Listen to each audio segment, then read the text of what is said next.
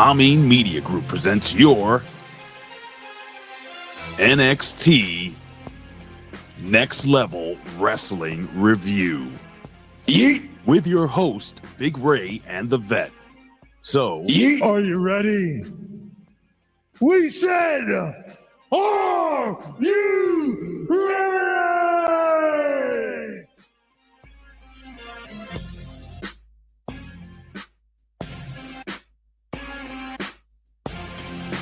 Yeet. good morning, good afternoon, good evening, or good night. Ladies and gentlemen, this is your Next Level Wrestling Review.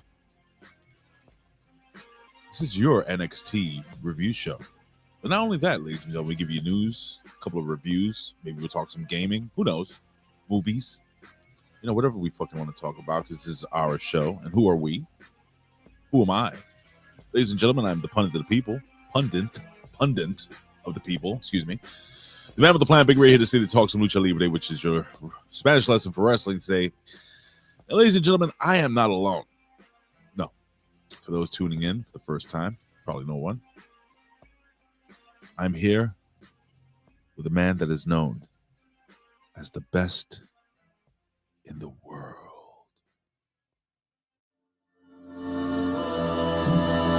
The Vet. He's a Rip Rogers guy. The Vet. Vet. Rip Rogers guy. You heard that right, ladies and gentlemen. Where everything is fucked, there's the Vet. And he's a Rip Rogers guy. Here's the Vet, Jamie Williams. Good morning, sir. Good afternoon or good night. What's going on? Good morning. How are you? I am here to save the day. It's here to save the world. Well, Right? the world has a day. If you save the day, are you saving the world? Yeah, right? I think so. Everybody has a day on the world, right? I don't know. Do other people not get one? It's like a philosophical question. It's more like a science question, I think. I think everybody gets a day. Well, I mean, you might get extra time if Scott Woodford is here, but I think everybody else just shares the same day. So if I save it, I guess in essence, I am saving the world. If you knew the things I saw on the other side when Scott Woodford pops up, all these alternate realities, and it's just, I start talking in Donald Trump tweets. Remember Kofifi? Y'all forget about that, right? Kofifi. Motherfucker fell asleep on his iPhone or whatever the fuck phone he uses. What phone do presidents use here in the United States? Are they given do they have like a special phone, just like a president phone? Is there a name brand? I assume they have an assistant trailing them with a phone. You think so? I need to make a call, and somebody put the phone up to his face. Yeah, something like that. Call Putin. Anyway, how you doing today, brother? You look to be in a good mood. Well, it's an exciting time. Oh, tell me about it, please. Well, it's the Next Level Wrestling Review. It's everyone's Sitting here with everyone's highlight of everyone's week, is it not? It is Hump Day, which is a very positive. It's a great day.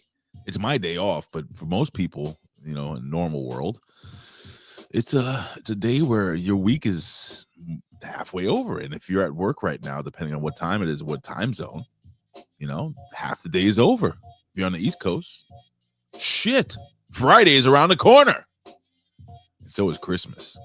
And you know me, guys, very soon I'll have Christmas backgrounds, Christmas theme intros. You got the outfit I sent you, right? The elf gimmick.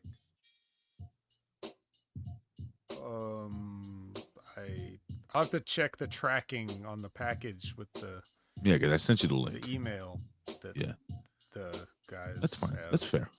Yeah, I sent Jimmy the reindeer gimmick. He'll be wearing the red nose and the antlers, and you got and I'll be wearing the old Santa Claus suit. So let me just ho ho ho. It's coming. Oh, it's coming. Sorry. All right, let's move the show along, shall we? Oh, shit. Okay. Well, with that being said, ladies and gentlemen, I think it's time.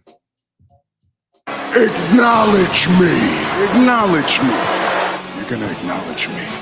You there, sitting at home. Acknowledge me. Oh, yeah, brother. Ladies and gentlemen, as we talk about sweet baby Jesus and Christmas, we talk about heaven. And who's in heaven is our brother from another mother, the main man, the myth, the legend, the one and the only, the guy that got the gabagool. How you doing over there? Media M5. How you doing? God bless you, Media M5. Big shout out to you, my friend. We kick it off with our friend, the biggest ass in all of HMG, Frank's Pickle Barrel Ass says hello, Big Ray the Fed. The Yeats and the Whores? Yeet. I don't know what that means, but Hello, whores. okay, hi, whores, right? Everybody deserves a hi. We have a man doing Illuminati things. Is the one and the only, the mighty Bobo. He says, good morning, HM Genius. Oh, geniuses. Thank you. Well, he's not talking about me, right? He's talking about you. Oh, you could be a genius for today. I saved the day. I get to say who's a genius. Okay, fair Ray is enough. honorary genius today. Ooh. What are we going to do tomorrow, Pinky? Oh, wait. No. That's not how it goes. What we going also, you could have done a Lanny Poffo impression as well, because he sounded kind of like him there. I did a little bit. I'm the genius. No, I can't do it. I am the genius. What are they testing on Lab Rat? Genius. Genius juice. All right. Just what we going to do tomorrow, Brian? Same thing we do every night, Pinky. Try to take over the world. That is the genius. Very similar, right? I will get you, Hulk Hogan. Anyway, it's spot on. Anywho, let's fast forward here. Who we got here? We got Cold XX Blooded XX. Says good morning, friends. Good morning, friends. Hey, Frank. Let's read into that. That's a Mike Martin style. Mm-hmm. Let me just raise the music just a little touch because we got the lovely Elizabeth. Yeah. You know, I was watching this little. My sister-in-law. I was watching this gimmick that popped up on my Facebook. It was a feed from when wrestling was on Spanish Station. They had the little Spanish guy backstage, and Macho Man was like, "Hola, hola, amigos, yeah, voy a matar el Kamala," or whatever the fuck. He was like he was like talking Spanish. It was terrible, but it was Macho Man Spanish, so it was chef's kiss. Yeah, I've seen that. You saw that one? That was great, man. And speaking of great, we have the windiest of all Chris's, ladies and gentlemen. We have, we call him AKA Chuckles. It's the one and the only. He says, hi! Hi! That was my Jerry Lewis impression. Hi! Chris Winland is in the house, ladies and gentlemen. Ladies and gentlemen, we have a handsome one. He's a dashing one. He's a slashing one. He's a handsome, dancing, slashing Dan Heffron. He says, greetings and salutations, my friends. What else we got here, ladies and gentlemen? Oh, over the beautiful country of Canada, which America apparently will disavow and not have anything to do with moving forward. It is the one, the only, up in the spaceship there, you know, just making sure everything is coming off, I don't know, correctly. Anyway, he says, Canada Spaceman, he says, I watched Damage Control match on Raw like 5 times. Make me so horny. You can't get canceled anymore. It's so true. You believe that. Ladies and gentlemen, we have the heart and soul of the chat, ladies and gentlemen. He is the one and the only, the artist formerly known as Gam Wolfers. Sorry. What is he currently known as? Oh, Shucky Ducky Quack Quack. Shucky Ducky Yeet Yeet.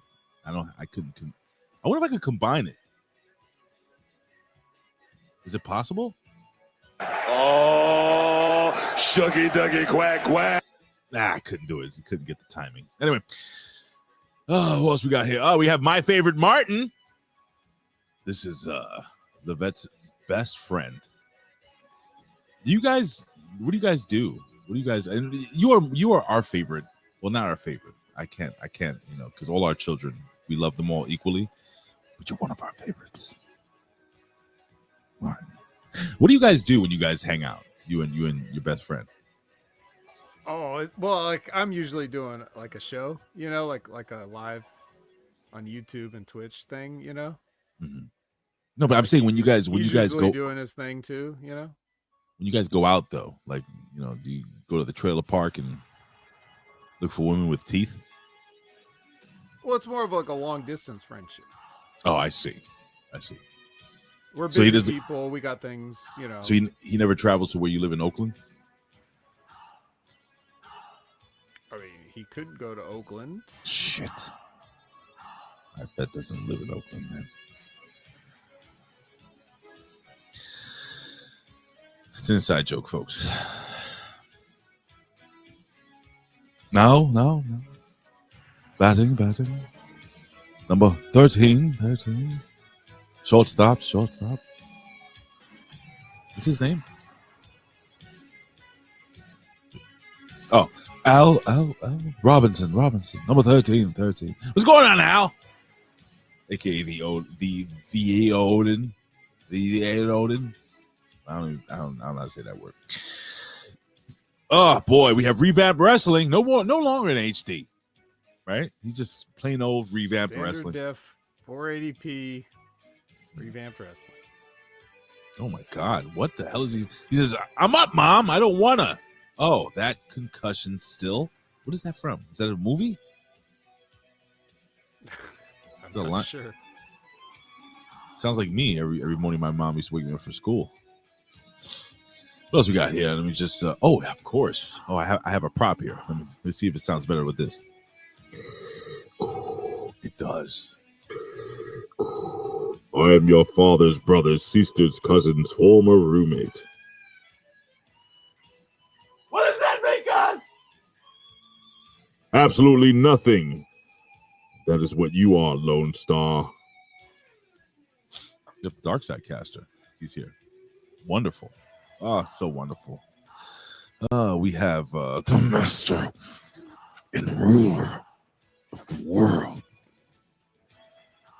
I don't give a damn who you are. Saint Vicious, ladies and gentlemen. He's Oh, it's hammer time. We have the Hammer, Charles Athens. I was gonna say Alfred. Sorry, I don't want to. Al Halford. Number 4. What's going on, Charles? The Hammer. What's Charles? Charles, what is your finisher? Do you know what his finisher is?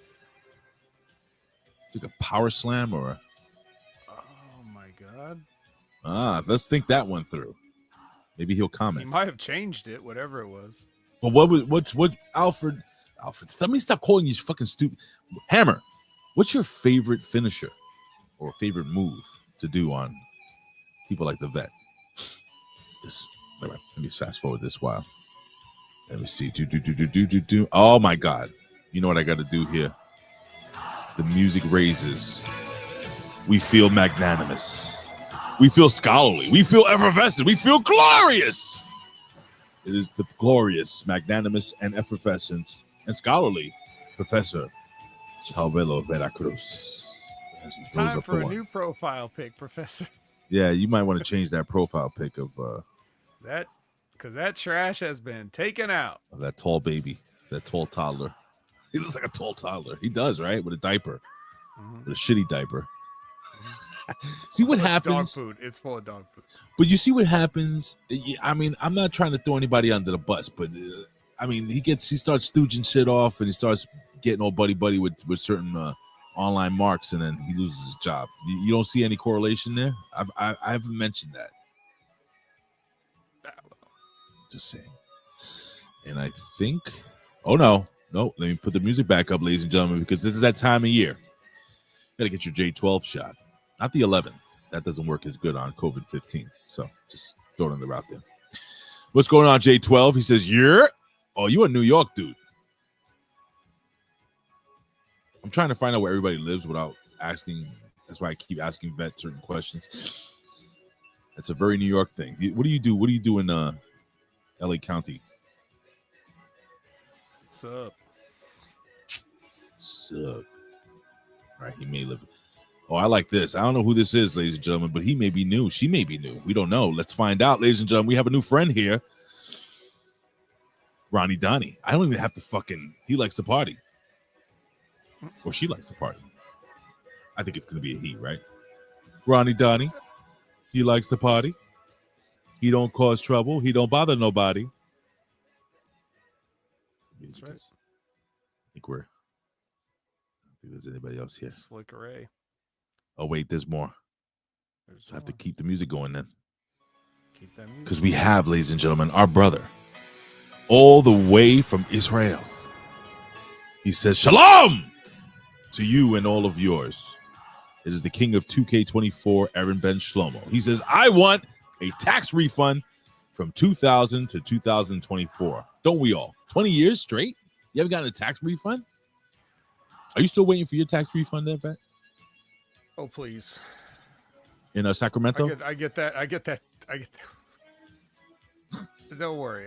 My tax refund, the federal one, is usually in my bank account before the end of February. Oh, okay. All right. That's cool. Ladies and gentlemen, we know who this is. We all know. We all love him. He's, All I can tell you, sir, is that he's gay. Gay! It's Colin Weiss. Hey, it's Gary. Fuck Colin. It's gay. Hey, Gary. What's going on? Fuck that guy, Colin. Gary the elephant. Gary's here. It's the one thing that Colin may have ever been right about, saying that Gary is better than Ricochet. But I'm a big fan of Ricochet, so. Yeah, we're going to talk about him. Let me see. So, yeah, Ronnie done. The shoulder breaker power slam is the Hammer's finisher. That sounds like something. Or power slam. I called it the power slam. Mm-hmm. I used to love the old British Bulldog power slam, but I was a big fan, Vet. My favorite power slam of all time. What's your favorite power slam of all time? I don't really care for the power slam, so it's either, it's all right. It's either going to be Davey Boy Smith or perhaps Dr. Dev. My favorite power slam, because of the way he delivered it, was the thump. The Junkyard Dogs power slam. I thought it was awesome. Excellent power slam. That was a good power slam. And with that being said, ladies and gentlemen, as we fade into oblivion, it's time for your news. It's time for your rumors, which every news article in professional wrestling is basically a rumor, as I always say. It's time, ladies and gentlemen, for the 3 count. Yeah. You like the way that feels? This is the 3 count. With the latest breaking news in pro wrestling, sports, pop culture, and more.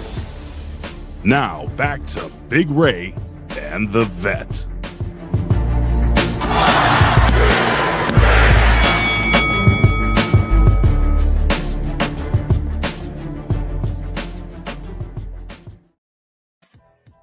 All right, motherfuckers. I'm going to say my West my Side? other tag team partner Ooh, where? is just got in under the wire. Ooh, LG I don't see him. Brandon Whoop Whoop. Oh, whoop, whoop. I thought you were talking about the other guy that used to be your tag team partner in wrestling, Sergio. What was his gimmick name? Did he have a gimmick name, or was he like just His Serge? gimmick name was Sergio. Oh, that is just his gimmick. Sergio. Like, yeah, the one name thing, like Prince. Ah, I It was see. just Sergio. Sergio. Oh, Yep. and you were the Vet. No. Did they call you the Vet when you wrestled? That's a good question. What did they call you? It was a nickname. It's a nickname. What was mine? It was Agent Williams. Agent Williams. That's right. That's why Agent Williams. Yeah. And my partner was Agent Johnson. Agent John. Was We were going with that, like, kind of like the Matrix had the agents, and Sure. we had the Army of Two gimmick, and Army of so Two. it's kind of like we were supposed to be a little. It was kind of a little bit Die Hard too. You remember the FBI guys? Where he's like, "I'm Agent Johnson. This is Special Agent Johnson. No relation." Right. Like this. We took our inspiration from a variety of things. I get you. Like, my name's Daryl. This is my brother Daryl. This is my other brother Daryl. Right. People don't. I'm sure a lot of you guys have no idea what I'm talking about with that. The new Heart Show. Don't forget, guys and gals, if you guys didn't say hi to our new friend here, Ronnie Donnie, say hello to him. Okay, let's do that. All right. Let's see what we got here for news, ladies and gentlemen. Again, we're going to break down some news, then go back in time. And then, of course, we're going to break down some NXT. So let's see here. It says here.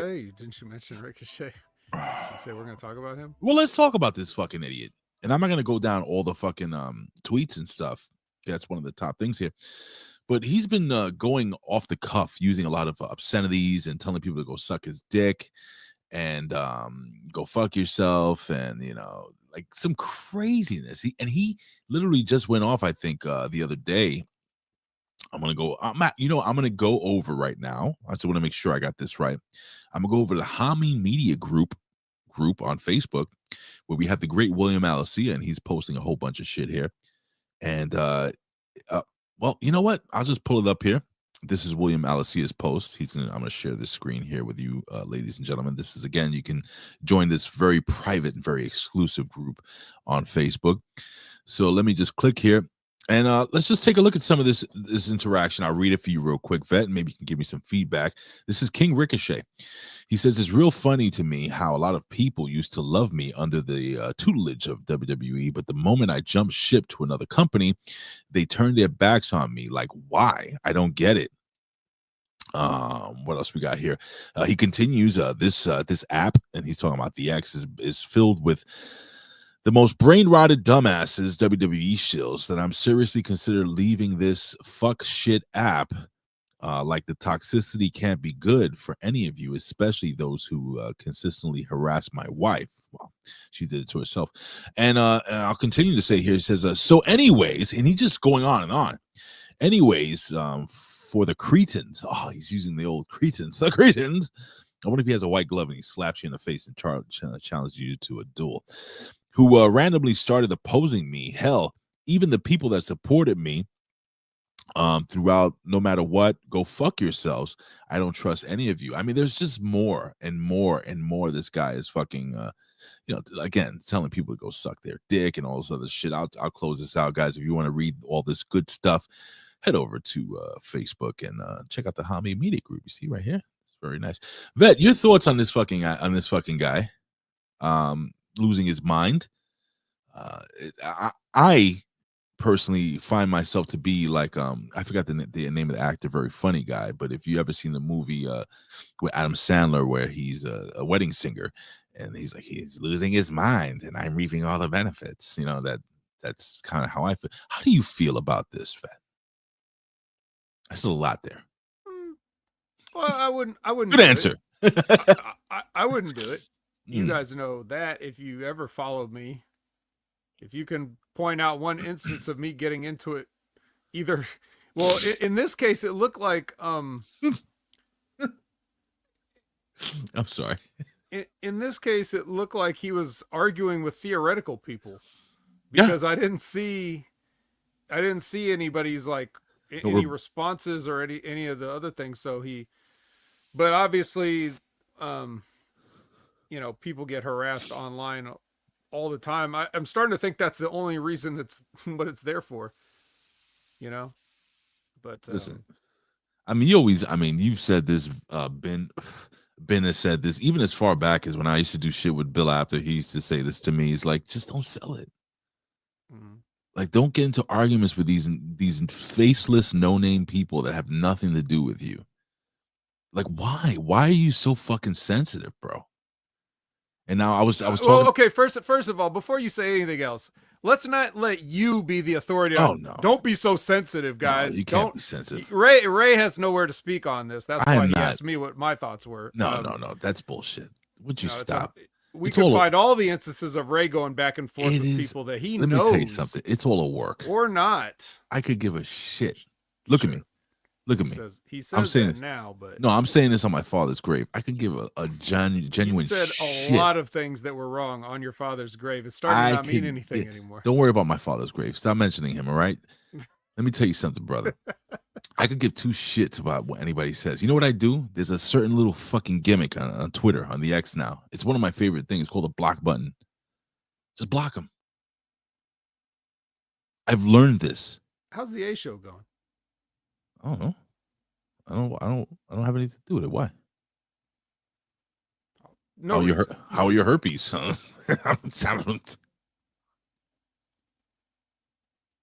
Don't make me fucking sensitive. You know I'm very sensitive. Stop. Right. So anyway, I couldn't even imagine the kind of stuff that these people are saying to Ricochet and Samantha for what? Samantha, I want my job back, Irvin. Yeah. It doesn't matter. Anything. Like, whatever she did, I'm sure it didn't, look at the people that are commenting, I'm not talking about here. I'm not talking about the comments that you're putting up. I'm talking about the people that go to their posts. Have you ever gone to any of their posts, even when they're not complaining? And have you ever gone to any Instagram comment section? Have you ever gone to any Instagram post ever made by a woman and looked at the comments under it, regardless of what the post was about? This world is full of morons. The only thing is about Ricochet is because he works at AEW, he has a lot of time on his hands. So he's going to have to do something. And I guess he chose to engage. I wouldn't advise to engage. I would never advise to engage.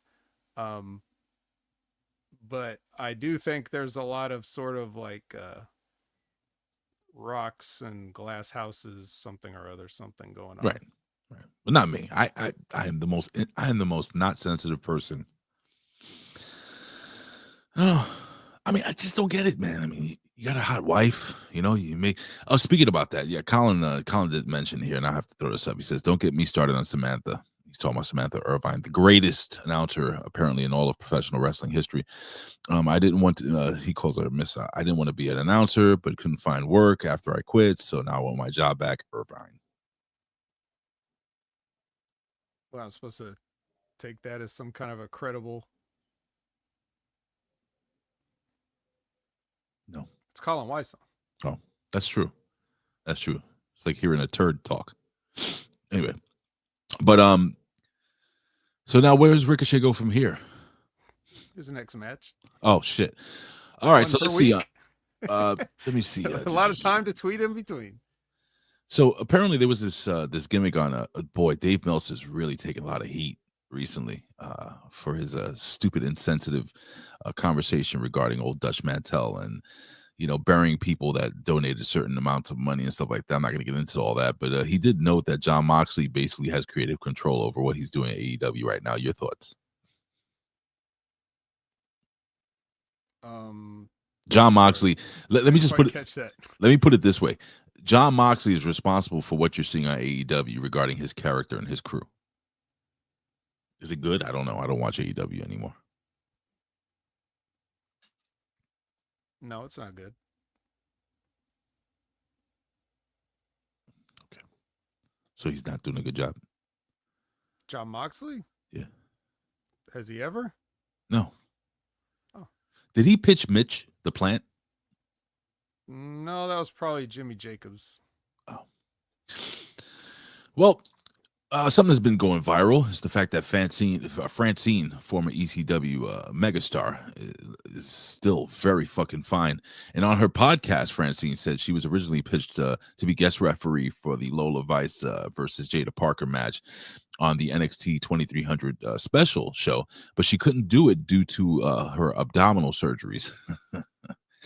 Anyway, I went down a different road there.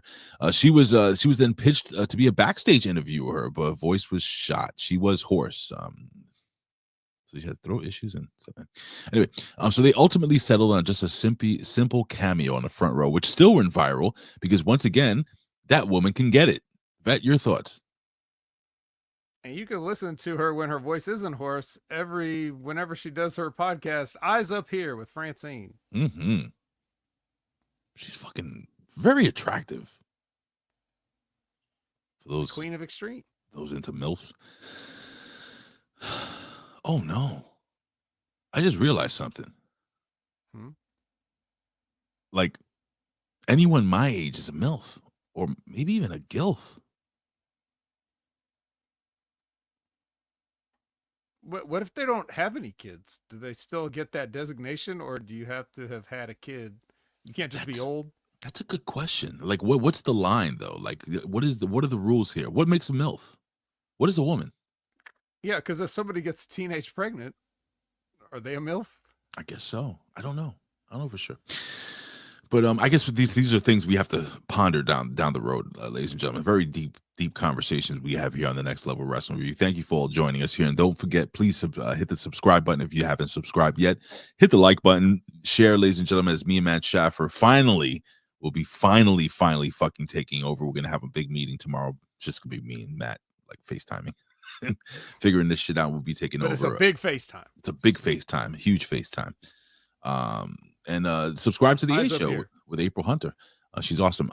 So let me see. During a signed superstar virtual signing, Bully Ray said he signed to a WWE Legends deal. Wasn't he already? I thought he was already signed to a Legends deal in WWE.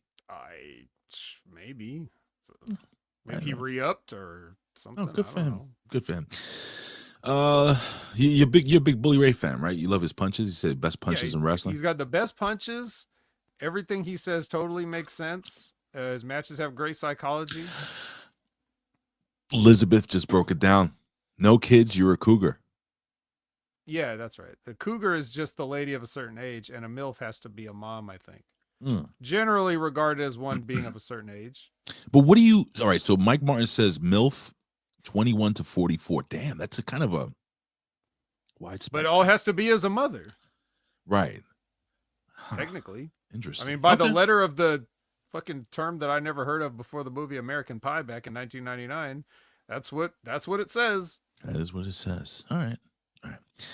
Stacy's mom definitely had it going on. Wasn't it the kid, wasn't it Harold from Harold and Kumar that said it in that movie, or am I haven't seen that movie in probably a decade or more. Yeah, what's his name?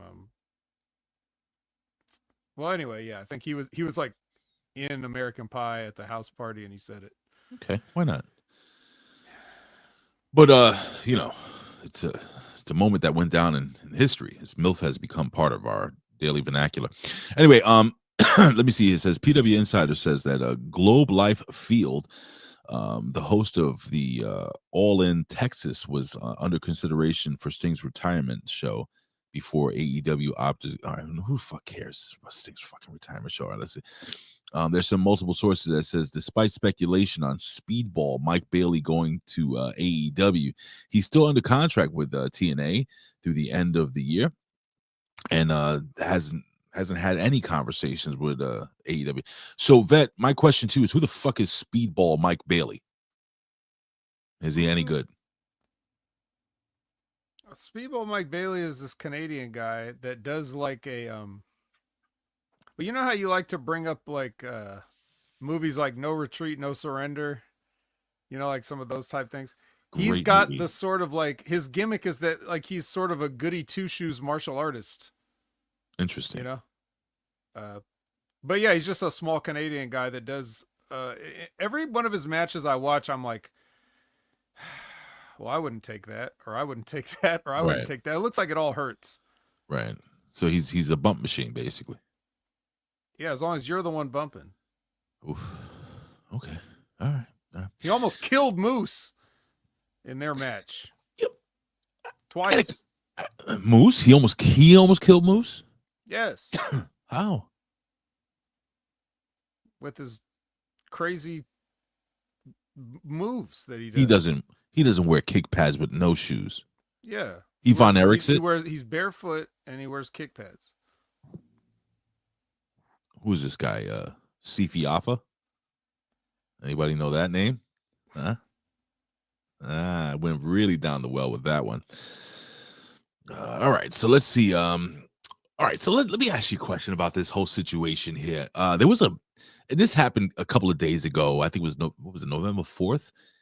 With some guy, what's his name? A Gabe Kidd, that he had a fight with Kenny Omega. Was that a fucking A real fight or a fake fight? What happened between those two guys? Do you know what the deal is? Gabe Kidd is this loudmouth English guy Mm. that gets in a fight with everybody. So that's it's work. Yes, of course. Okay. I don't know. It's his whole thing. Okay. So Kenny Omega. Okay, he got in a fight with Kenny Omega. All right, let's see here. We got Gable Stevenson, apparently former WWE superstar Gable Stevenson, who is returning to pro wrestling. It says here, it's safe to say, okay, it says here that American Backlash, not Stevenson. It's not giving me anything here. Oh, okay. On Instagram, Tuesday evening, the University of Minnesota Golden Gophers wrestling team announced that Stevenson will be returning to the program for upcoming season. The 24-year-old still has, he's only 24? Oh, interesting. But they're not giving me anything regarding you motherfuckers. He's going back to school just to be an amateur wrestler? I don't understand this fucking article. God damn it, Wrestle Stink. None of this makes any sense. I think we're done here, man. Yeah, there's nothing going on. This is why it's the pundit of the people and not the reporter anymore. I'm not the reporter of the people. I don't fucking report shit. I report people that make too much noise across from where I live. All right, ladies and gentlemen, let's go back. I think it's best to just settle down now. It's time to go back in time, ladies and gentlemen. We're going to jump into the time machine for those joining us for the first time. We go back to this day in professional wrestling history where we talk about what happened today. And today is November 13th. And let's go back, ladies and gentlemen, in time to this day in professional wrestling history.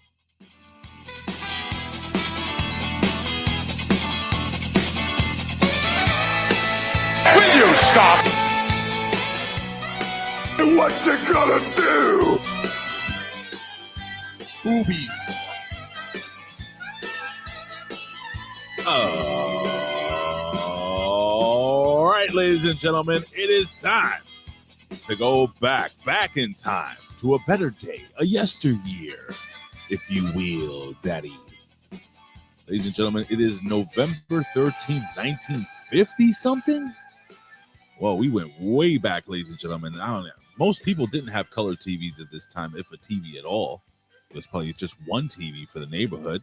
Everybody's listening to their favorite radio shows. The Shadow. Maybe The Shadow was playing. New York Yankees were dominating baseball, and the vet wasn't even a thought in his parents' mind. Neither was I. 26 years before I was born. Tulsa, Oklahoma. The year is 1950 on the dot. Tulsa, Oklahoma. The late great Vern Gagne defeated Sonny Myers, you may have heard of him, to win the vacant NWA World Junior Heavyweight Championship. Vet, it is common knowledge that you are a huge Vern Gagne fan. Mm-hmm. I think, if I'm correct, you actually created the very first Vern Gagne wrestling buddy. The stuffed gimmick. Bet your thoughts on Vern Gagne and the great Sonny Myers. Sonny Myers. You're gonna have to refresh me on. Fucking no idea who that guy is, bro. Okay. None.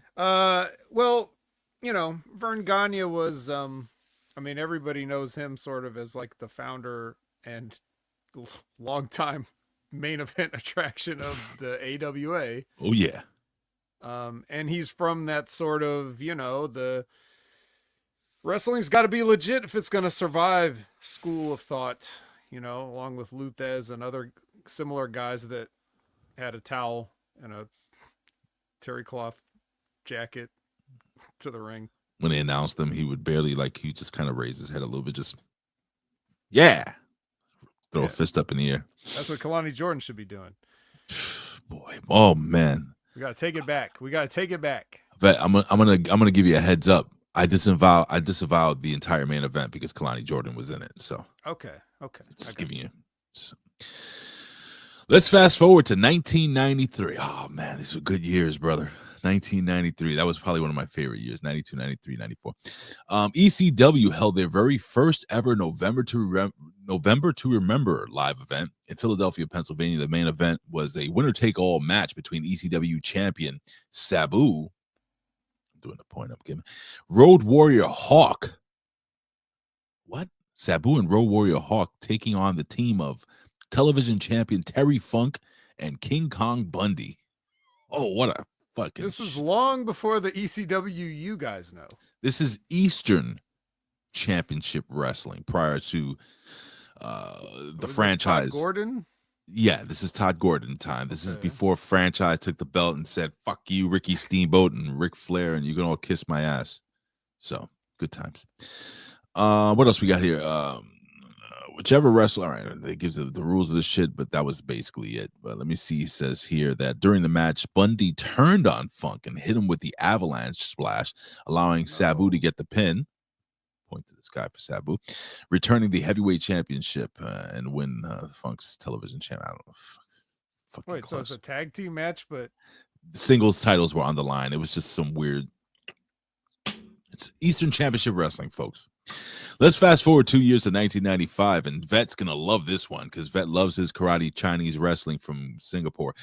In New Sumo Hall, Tokyo, Japan, a cross-promotion event took place between WCW and New Japan Pro Wrestling called WCW World in Japan.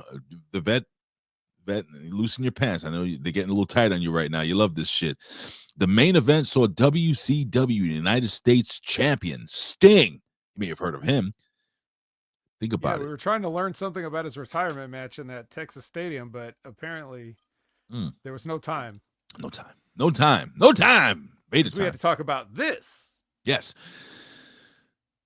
The match was won by pinfall by Sasaki. I'm sorry. Yes, the challenger. Kensuke Sasaki. Kensuke Sasaki. The match was won by pinfall by Sasaki, making him the first non-American to become the United States heavyweight champion since Great Muta. Maybe? The first non-American. Great Muta was not American. Oh, that was my guess. I don't know who else. Well, it says Roddy Piper, Rowdy Piper, 19. Oh, he's Canadian, I guess. Yeah, he's Canadian. Yeah. Well, no. What are you talking? He's from Scotland. Yeah, that's what I meant. I meant brother. Scotland. Kayfabe. It's easy to confuse the. Let's fast forward about 10 years? 20 years. 20 years. Let's fast forward. No, I don't know Nothing how to do math. For 20 years? No, 2005. Is that 10 years or 20 years? Am I 10 years, right? 10 years. One of the most beloved. All right, so now this is going to hit me, and I'm being serious because this is, for me personally, one of my favorite wrestlers of all time. And to this day, when I see him on TV, I get a little choked up. And this was one of the most beloved wrestling stars in history. Eddie Guerrero passed away in a hotel room in Minneapolis, Minnesota, at the age of 38. 38. Think about how old you are right now. And think about not being around. 38. And think about all he did. You know, what he gave to us. I mean, his wonderful son, Nick. His wonderful son, Dirty Dominic Mysterio. Just the cause of death was heart failure. Vet, your thoughts on the late great Eddie Guerrero, man? I remember this because I had been to OVW already, and I was on hiatus.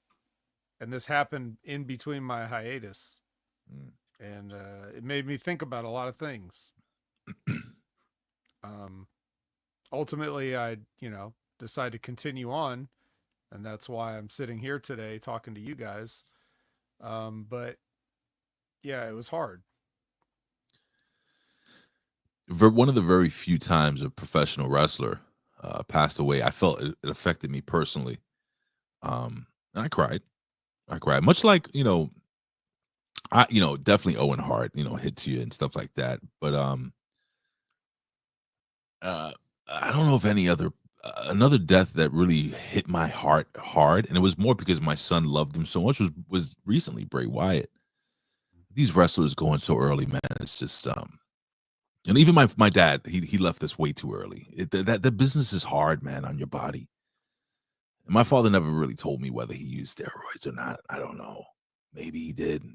Maybe he used pain. I don't know for sure. I know he was always in pain, but it's a very, very difficult life. And for anyone that does this for a profession, man, I have incredible respect for you. Like it's tough, man. It's really tough.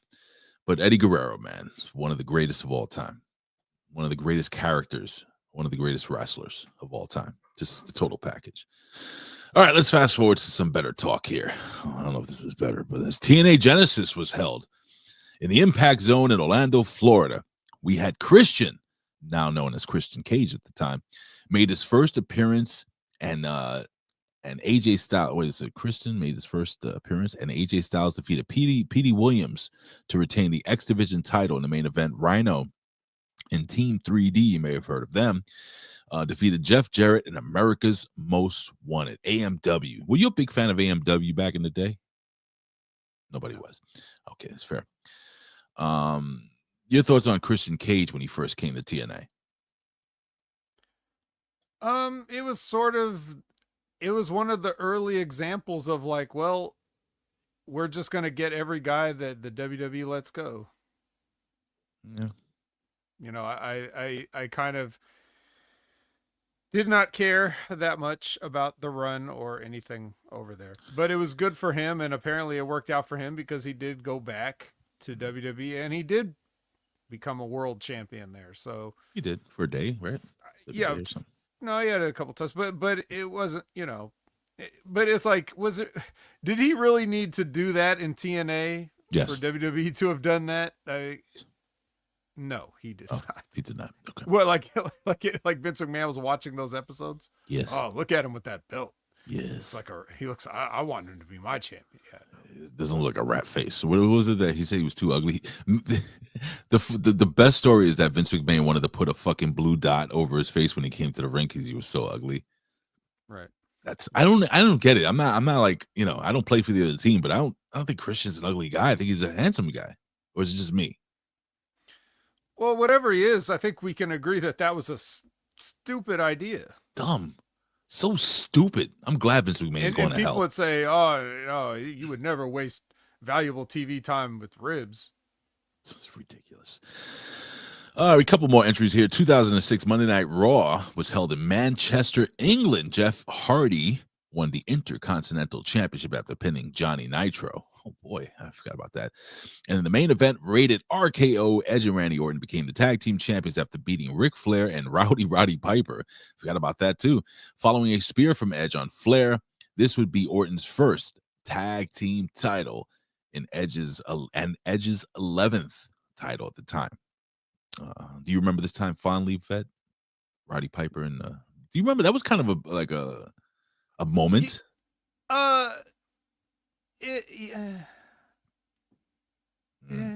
But I look, you know, it was great about Roddy Piper being there around that time. What year did you say this one was? This was the year 2006. Yeah.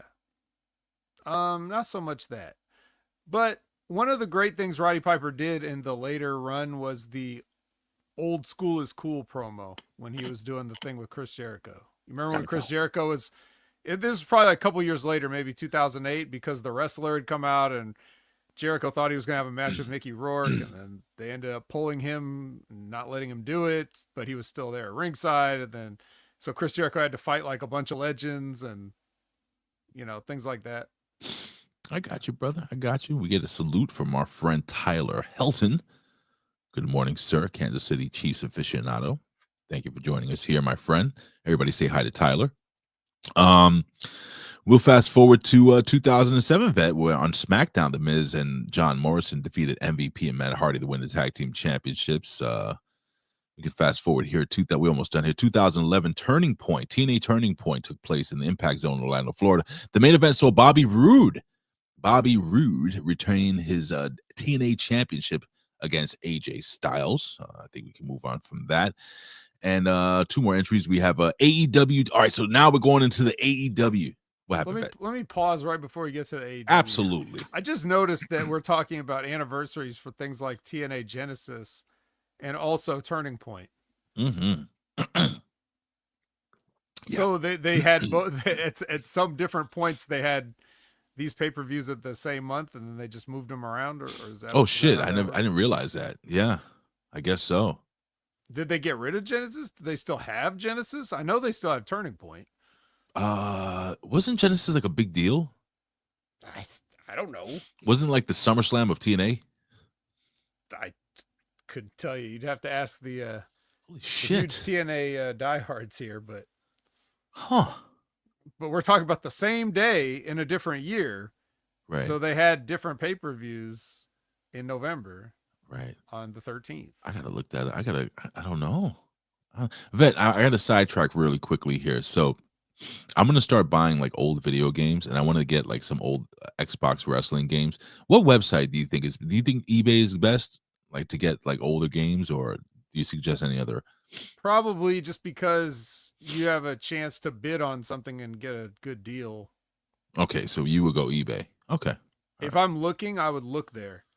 And if you don't like what you see, you could try looking somewhere else, but okay, that's fair. Yeah, I was looking at some old Xbox 360 wrestling games, and they don't sell. I wanted to buy, NBA Jam, like yes. the 360 edition.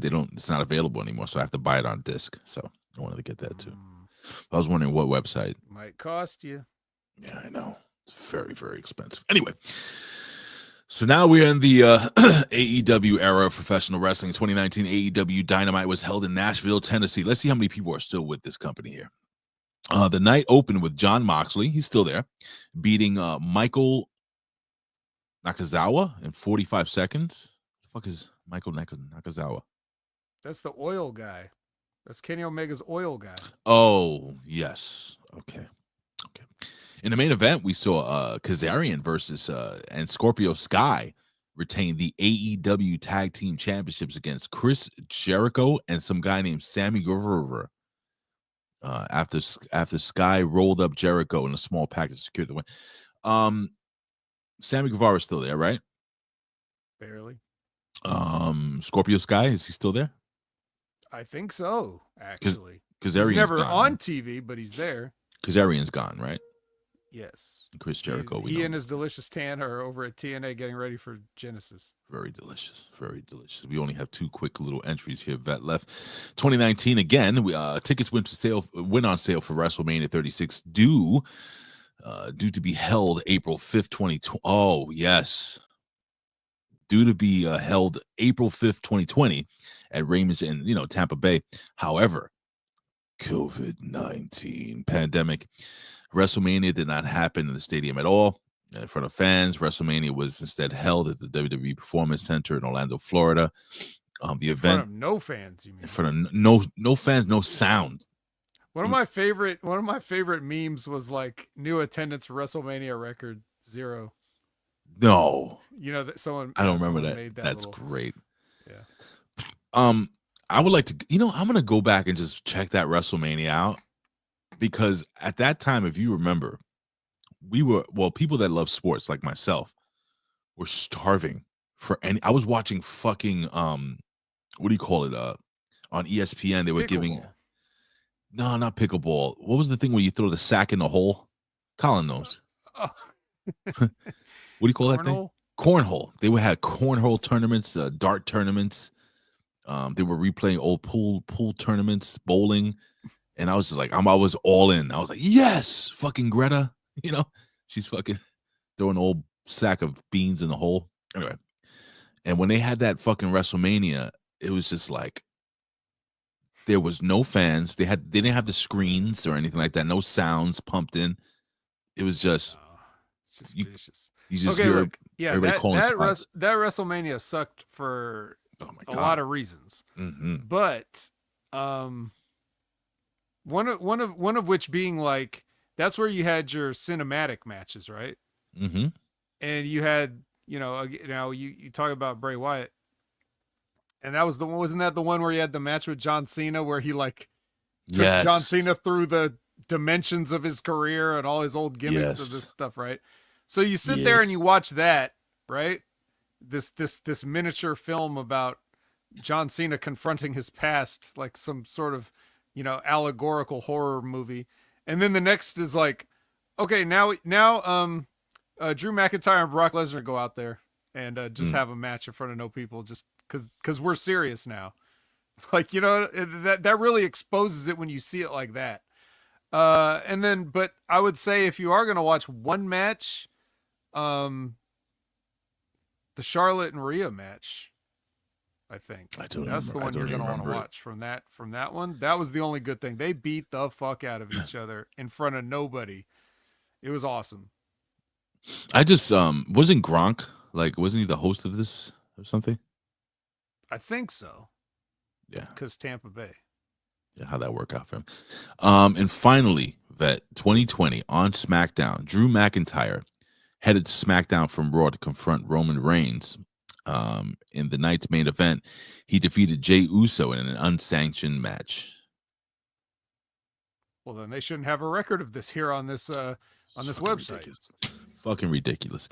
All right, let's go over some quick notable passings or deaths, as we would say. Of course, we lost Tiger Conway. Don't know exactly who that is. Maybe you do know who that is. Are you? I know that name. Right, he passed away. He passed away in 2006. Of course, we know the late great Eddie Guerrero passed in 2005. Rufus R. Jones, you may have heard of him, passed away in 1993. And of course, Chief Little Wolf, you may know who he is, a very famous little person wrestler. He passed away in 1984. Notable birthdays, we have the great Ice Train, who was born in 1967. We have Daisuke Harata, who was born in 1986. We have Sarah Del Rey, you may have heard of her, who was born in 1980. And ladies and gentlemen, we cap it off with Hiroshi Tanahashi, the John Cena of New Japan Pro Wrestling, who his birthday is 1976. Good for him.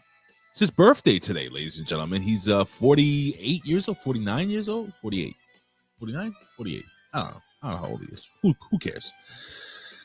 All right, ladies and gentlemen, you know what time it is. I want you to strap your seatbelts in, ladies and gentlemen. We're going to take a ride to NXT land, but this was today in professional wrestling history. Will you stop? What's it gonna do? Boobies. And now, ladies and gentlemen, it is time for us to break down NXT.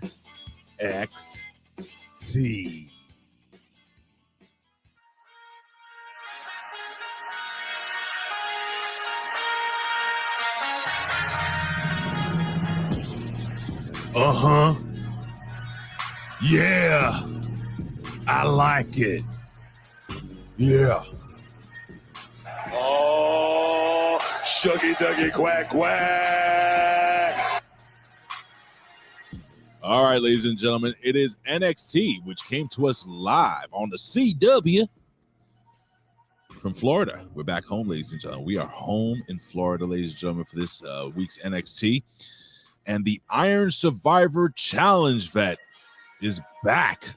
It's back. Everyone's favorite match. Everyone's favorite fucking match. It's like a Royal Rumble and mixed in with a, I don't know, what do you call it? Elimination, King of the Mountain Elimination Chamber, a little bit of everything. And we get to talk about this. So, Vet, take it away, my friend. All right, well, we're gonna get the announcers on camera, and they're there to just pitch right to the ketchup. So we get the ketchup, what? And then the package that lets us know what happened last week. Oh, the pick in case we weren't watching, which judging by the ratings we weren't. And then we go to our first match. It is the Meta Girls. They're on their way to the ring. Why? And they have a one of those 2-box little promos where they're like, girl, and then remember, I used to look at Meta Girls and I was like, these are some fine looking women. Yeah. And then their opponents show up, and then I'm like, well, listen, come on, listen, I got to tell you something. Jakara Jackson. And I love me some Lash Legend. I love me some Chocolate Thunder. Jakara Jackson has been putting in some work. And I'm not just talking about in the ring. I'm talking about like physically. That woman is.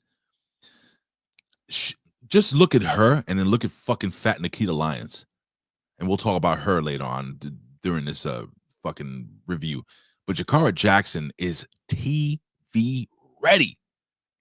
Incredible. These four women. Well, she's on TV, so look at them. Look at all four of them.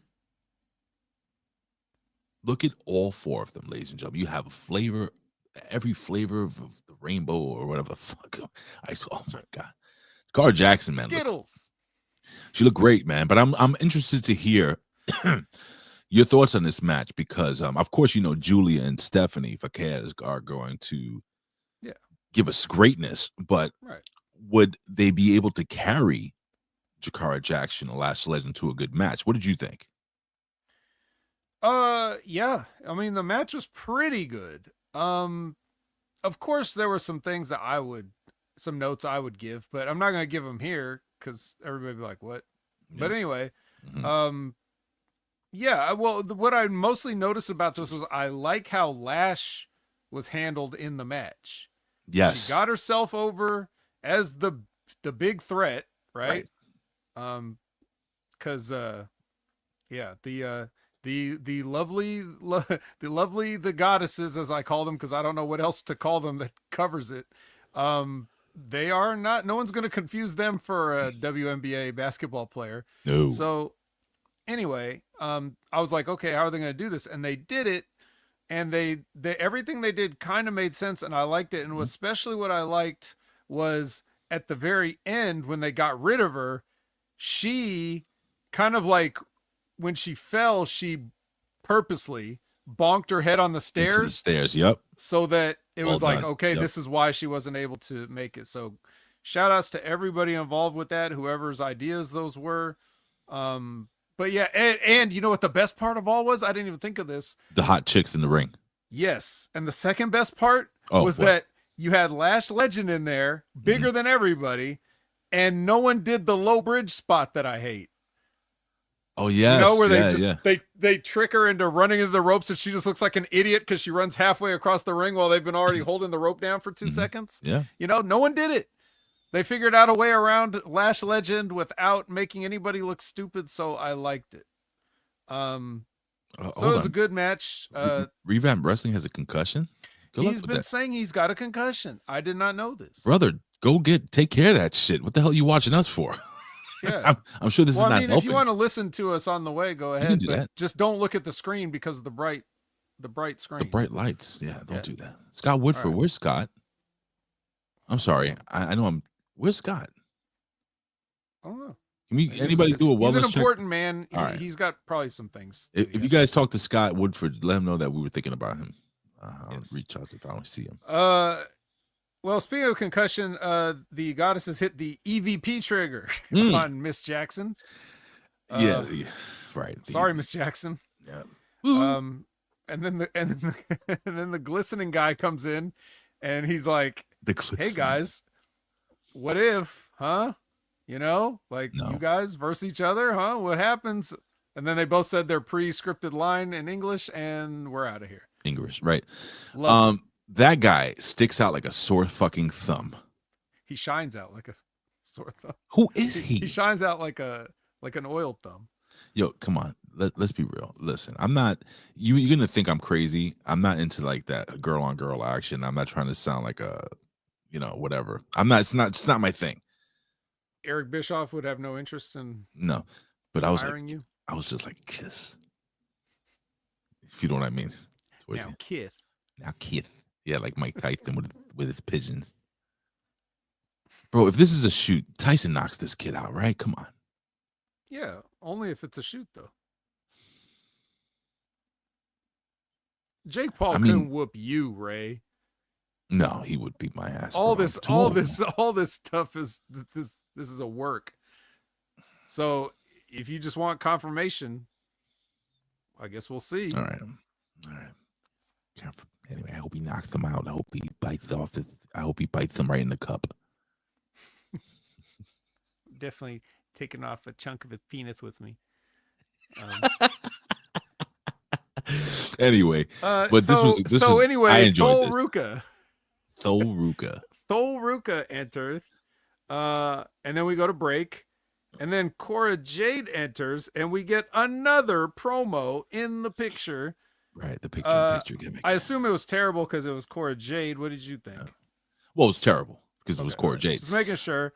And then the bell rang, and then they had a match, and the match didn't go very long, and Cora got her soul snatched, and then it was like, huh? All right, so check this out. You couldn't do the job in the tag team match, but you could just get beat flat by Sol Ruca? Well, not flat. I mean, it was a pretty hot finish. It's always a hot finish when you're doing like a flipping RKO, but still, you would think, is this because she wore the diaper? I don't know, dude. The period trunks? Is that why they were like, you know what? How dare you go out on TV looking like that? You're doing a job. Oh my God. Will you stop? Listen. I'm watching this. What did Labrat say? Well, Labrat said what I said, but another way. Because Cora forgot to put her ass on tonight. Where was it? It's true. She had no butt. In the back. It depends. Get it? Yeah. See, come on. Yeah. I that's what I'm saying. It's like, sorry, I have to. That was perfect. So here's the deal. My friend. I was like, well, like when this match started, I'm like, oh well, Cora Jade's going over here. There's no ifs, ands, or buts about it. You know what I'm saying? We haven't really seen much of Sol Ruca on TV. Cora Jade, they're pushing her. She's the main heel, and she fucking loses. I'm like, wait, what? I literally went. I dig this when I'm expecting something and the unexpected happens. Did you expect Cora Jade to lose this match? Do you expect no? We were just talking about where's Sol Ruca been, and she's beaten Cora Jade. She's back with a vengeance. God damn, pal. Well, good for her, man. But yes, I did notice that, and I have to be transparent. Over the last couple of weeks, when you mentioned the diaper, or the last week or two, when you mentioned the diaper, I didn't understand what you were talking about much until last night. I was like, there's something different about her. She's missing something. And it was two butt cheeks. My thing is this. Okay, look. Now, this is not... It's nothing to do with sexism, misogyny, anything like that. It's just I'm talking about a professional wrestling cosmetic product, right? Yep. I don't like it when a woman goes off and gets fake tits and then loses weight. Yeah. Like, are you trying to look like, like that's like, why would you want to look more like a housewife from Italian housewife from those mob shows? Yeah. It's just, I don't know. No, man. So anyway, that happened. And then, I'll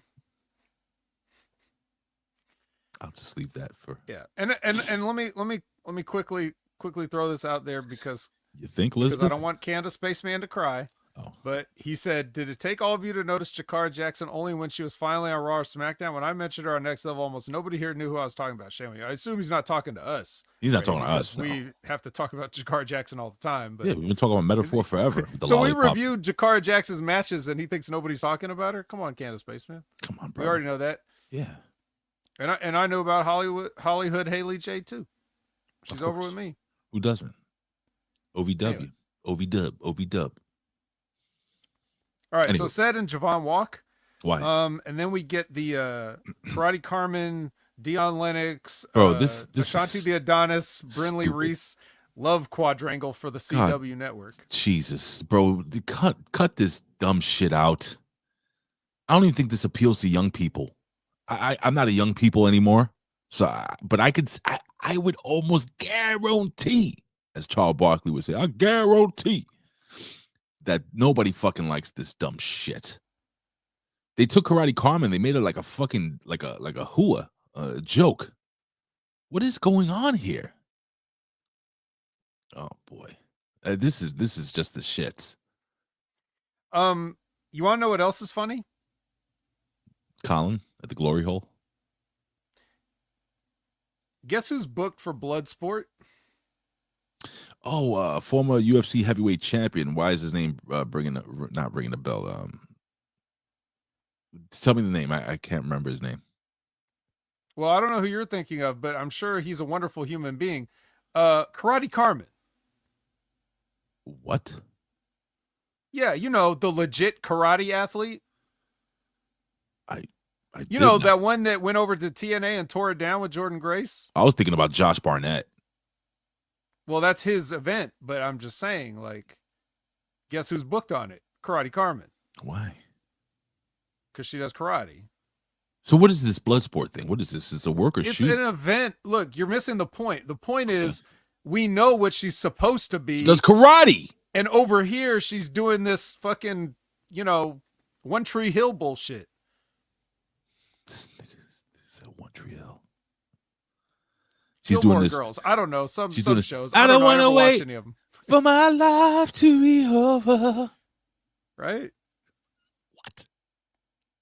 Bro, we're losing viewers by the minute, bro. The more we're talking about this, please.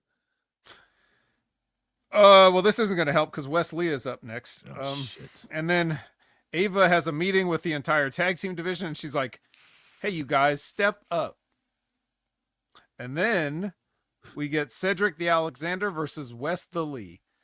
And I'm looking at it, it's like, guys, you know, Wesley's job is already in jeopardy because Javon Evans exists. Oh, easy. But even as I'm watching this match, I'm like, I'm watching Cedric, and I've never like been totally in love with Cedric. Mm-hmm. But as I'm watching it and I think about how long he's been with the company and how little they've done with him, and it's not like they've done absolutely nothing, but they've done kind of nothing.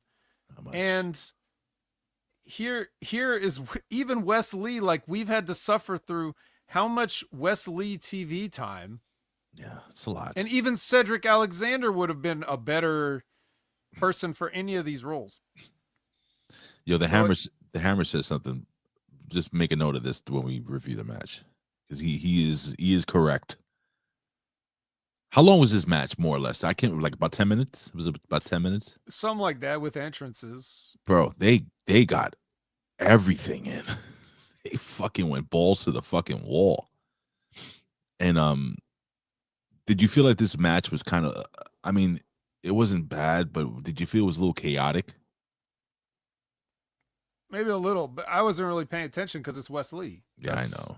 As soon as Wes Lee shows up, I check out. And you know what? All these guys are going to get replaced. We don't need Wes Lee. We don't need. Watch yourself there, vet. What? Well, I'll tell you why.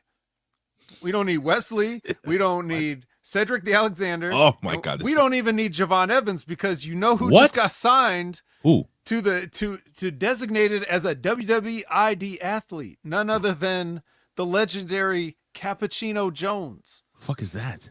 Exactly. All three of these guys could take a hike. Who the fuck is Cappuccino Jones? Is that a real wrestler? I gotta look him up. Yes. How do you spell cappuccino? The Google will help you. But anyway, while you're looking that up, the turnbuckle gets pulled off.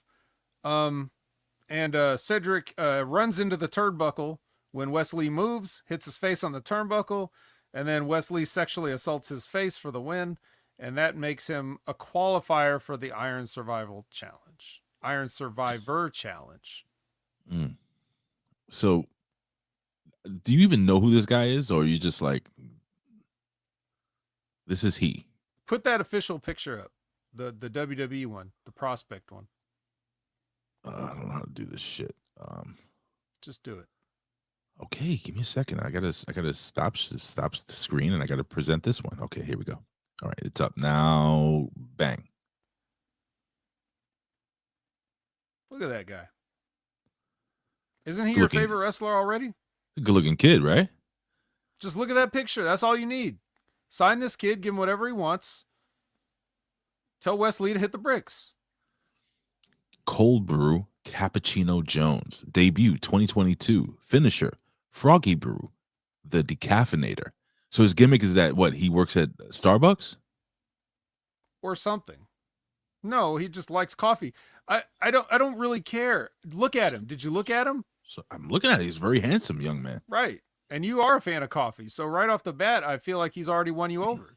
Well, he might, because this is legit full of coffee when you see me every week. It's good stuff with some liquor.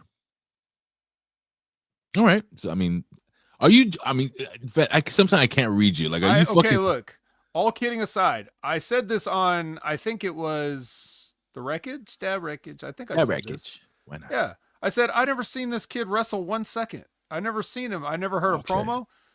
I just saw this picture and I was like, oh, okay. Money. Dollar signs were in my eyes. Okay. And I told everybody, mark this day. Mark this day. That's fair.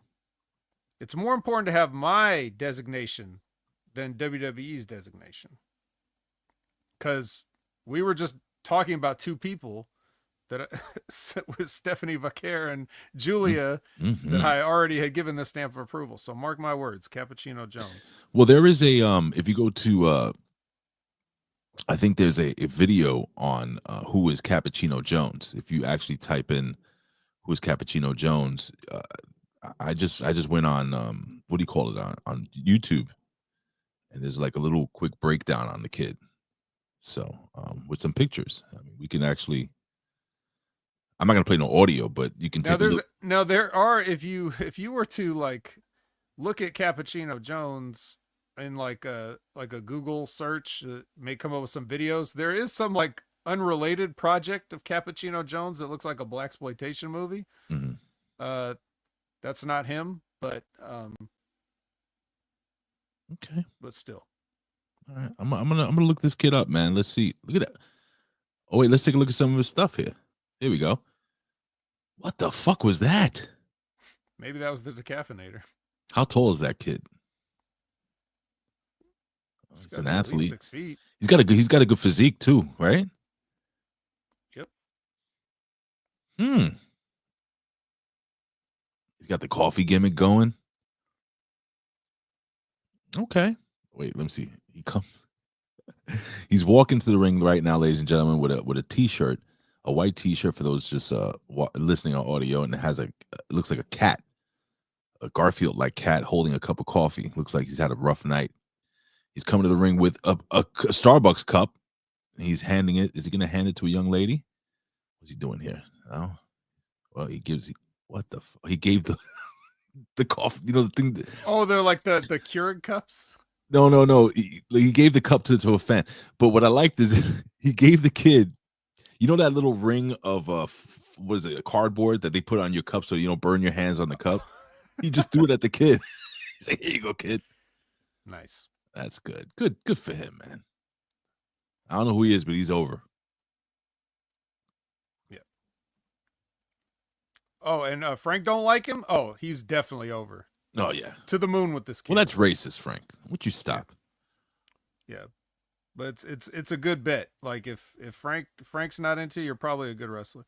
Yeah. So anyway, Spears and Big Jack Perry go visit the Olive Garden with music underneath. Because we couldn't just listen to some guys talk with this terrible dialogue, so we got to put music on to try to liven it up a bit. Say, listen, you come to me when you come to the Olive Garden. You ask me for a favor. I don't know. Fuck. I honestly, bro, I tone this shit out. Anytime they're in the Olive Garden, all I think about is breadsticks. Unlimited breadsticks. Is what it is. Trick walks. Oh. Then we have Byron with Kelani Jordan. Disavowed. Okay. Oh God. No, let me not like disavow this. it. She was like, I'm in a fucking fight. She did some fucking I was like, wait. Oh God, I hate you. And then oh my God, I hate that kid. Wait, the best part. Fatal Influence walks in. Not Fallon, but the other two. They talk some shit, right? And then they leave. And then Kelani Jordan says, "It's on site." That's what she said. It's on site. But wait. What? It was site. And they were there and you didn't do anything. And then they left and then you said it's on site. So it's starting now. It's on site. She's a starting dumbass. right now. Wait, are they still over there? Okay, they went around the corner now. Right They're out now, of it's sight. on site now. But when they're on site again, I have to answer this question for the king of 2K24, who lives in Israel. He asked me, what is Olive Garden, Vet? And what's the best way you can describe Olive Garden for our friend in Israel or any of our friends that don't have Olive Gardens where they live? It'd be like it's a well, McDonald's. I was gonna say, It's a McDonald's of Italian restaurants. I don't know what Israel does have so that I could compare it to. I don't know if they have like a Denny's, like Italian Denny's. It's like what is that? Is that a good? Is that a good description? I don't know. I mean, how could you? I would say like the McDonald's of Italian restaurants. I'm looking up if they have. Yeah, but even like, you know, with Olive Garden, there's no drive-through, so you can't. It's not a 1-to-1. I'm looking up. Does Olive Garden support Israel? Are people asking Google that? Yeah, the people are asking. Trending Google search. this. Jesus Christ. You know what? Israel does have Google, so if Aaron wants to find what an Olive Garden is, he can. Oh, there is one in Jerusalem. Oh, well, all right then. What are you doing? Is there one? I don't know. I don't know. You know, Trick Williams. It's an Italian restaurant, bro, but it's like a you know, it's a chain restaurant. There you go, like a chain restaurant. You know how you have schmeckles over there in Israel? It's like that. I just made when that you're up. there, your family. Yeah. Literally, if you're the D'Angelo family, you're there. But anyway, so they're talking to these fucking fools. Yeah, that happened. Did you want to talk about? Wait, we're already past that. We're not talking about that. No. We're already at Trick in the ring. Oh, thank God. And he calls out Ridge. Why? And Andre Chase comes out instead. Mm-hmm. And then Trick recognizes Andre Chase for all of his contributions to NXT, and everybody's cheering for him. And of course. And he's about to offer him a title shot, and then Ridge Holland comes out. My favorite. He's wrestler. like, whoa. I know that I'm dumb and Welsh or whatever, but were you about to offer this man a title shot? And then he's like, fuck off. Yeah. And then Andre Chase is like, I want another match with you. And he's like, no. And he's like, I'll put Chase U online. He's like, what do I want that for? No. Right. Who wants that? Right. And then he was like, wait a sec. And then Trick puts over Chase U and how much it means to NXT. And then Ridge is like, you know what? I do accept. I do want to take that away from you. And this line was the best when Ridge was like, I'll give it up to whoever put this one in there. He's like, you want to put your whole universe on like that's quite a gamble, Mr. Chase. I'm telling you, Ridge is awesome, dude. Ridge made that up on the spot, Fat. Just so you know that. Yeah. Well, then you know, for his troubles of coming up with that great line, Trick and Andre Chase beat the shit out of him and give him the Chase U stomps together. Obafemi is now gone. And Ridge Holland is now my new favorite wrestler. And Obafemi's going to the main roster. I'm just... What a send-off he got. I'm sure everyone that's watching will be excited to see him debut after he just got the shit kicked out of him by the people that are at the fucking Olive Garden. Can't wait for his debut. Jesus. Is everybody a fucking idiot? Yes. Okay. Including me. Sure. Including me, Vet. I have to call myself out on this one, brother. Yeah, I know. It's okay. You want me to do the Joe Gacy thing they used to do? How good is it going to be like when Obafemi has to do the same kind of shit that you know, that they got Bronson Reed out here doing? Bronson Reed comes out here fat every week and is like, I'm a monster. I mean, I don't win any matches, but I'm a monster. I can tear anybody up as long as there's no actual match. And then I can tear a building down. But as soon as the bell rings, I lose to everybody. Damn right he does. Can't wait for Obafemi to be in that. Mm-hmm. Jada Parker has a vignette. Oh, yeah, she does. Unfortunately, she spends it seated. So it's a waste. That's a waste. It's all just listening to her talk. And I don't know if that's what we sign up for there. No. Nikkita Lyons makes an entrance. A fat entrance. Sorry. I don't. Okay. I Nikkita shouldn't have Lyons said- or Randy Orton? Who's fatter? That is misogyny. Oh, fucking Nikkita Lyons. She's, you know, man. No, but she's always been not ripped and jacked. Yeah, but listen, man. This, I don't know what's happened with this girl. She had some potential in the beginning, but it's not even about her weight. Let me just get into this match real quick. I'm gonna get into this match. Wait, we're not into the match yet. God damn it. Let's go to the. We're just talking about an entrance. Go ahead. So just imagine someone pushing a bowl of pudding out to the ring. Jesus. So Todd Brantley said, "Whatever happened to Joe Casey anyway? He's in the Wyatt Six." Which let me bring those guys up for a second. They're awesome. Don't you dare. I listened to everything you guys said. I didn't make a comment because I was busy. But I heard pretty much most of the show. Okay. And I don't know, no matter how big of a fan you are or anybody else, you're wrong. This gimmick, these people, him honoring, Wyndham Rotunda and all this other stuff. You could say Triple H don't care. You could say, that's wrong. No, I want you to really listen because I'm not kidding. Okay, go. You could say whatever you want. Everybody can disagree with me as far as like the gimmick, the presentation, everything. There's one thing that you cannot blame anybody else for. That fucking mask that Bo Dallas is wearing is the worst piece of shit they had. The Undertaker's mask when Mabel broke his face was better than that. Where the fuck did he get this mask and this shitty wig? Is this the best you could do? I could get a better costume out of my own pocket than this guy with all these resources and stuff. Now you could blame the booking, you could blame everything, you could blame the writers, you could blame all that stuff that's not Bo Dallas's fault. But that fucking mask, oh my God, that made it on television. That made it on television. TNA from the Genesis we were talking about would have been like, what the fuck is that? Don't you guys have any money? Is what 2005 TNA would have said. Okay. You're right. That's not wrong. I knew you'd understand. Josh Briggs is in Ava's office, and he is introducing, let me see if I wrote this down correctly, Yoshiki Inamura. You don't know who that is? No idea. It's fucking amazing. I know he's from Noah because Josh Briggs said he's from Noah. Yeah, he's fucking awesome, bro. He does like wrestling in Japan. Well, is he as good as better? Is he as good as Eddie Thorpe? Because Eddie Thorpe gets put in a qualifying when he walks in. Bro, we had this conversation yesterday. Eddie Thorpe is dating fucking what's her face from the pure, not the, what is it, at Damage Control. I thought she was dating Shayna Baszler.